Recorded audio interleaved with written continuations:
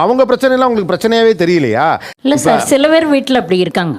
அப்புறம் நாங்களே எங்க வீட்டுல எல்லாருமே தனித்தனி பிளேட் தான், அவங்களுக்கு ஒரு பிளேட் தனித்தனியா தான் இருக்குது. அப்படி இருக்கும்போது நாங்க அவங்களுக்கு ஒரு பிளேட் ஒரு டம்ளர் கொடுக்க தப்பு இல்லைங்களா சார்? அது வந்து பின்னாடி தூக்கிட்டு போயிட்டு அந்த தொடப்ப கட்டை வைக்கிற இடத்துல மொர வைக்கிற இடத்துல வைக்கிறது. உங்க தட்டெல்லாம் அங்க வைப்பீங்களா?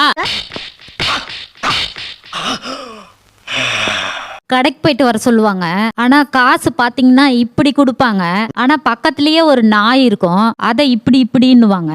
இந்த கொடுமையை உங்களுக்கு தெரியப்படுத்த முயற்சி பண்ணி முடியல.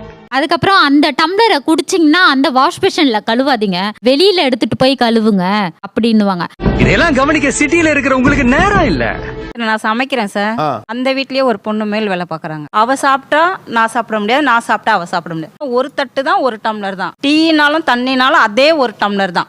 இது ஒரு பெரிய தப்பா? அவங்க வீட்டு பாத்திரம் எதுவும் நம்ம வீட்டுக்கு கொடுத்து விட மாட்டாங்க.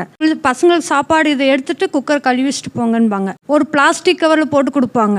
அவங்க பசங்களோட கூட சேர்ந்து விளையாட விட மாட்டாங்க. இந்த ஒரு வேளை சாப்பாட்டுக்கு தான் நாங்க கஷ்டப்பட்டு சமைக்க வரோம் உங்க வீட்டுக்கு. ஆனா எங்களை ஏன் இப்படி நடத்துறீங்க? அப்படின்னா தீண்டத்தகாதவா ஆயிட்டோம். பார்த்தும் பார்க்காத மாதிரி இருந்துருவாங்க. அந்த வயசுல அதெல்லாம் எனக்கு ஒரு மாதிரியா இருக்கும்.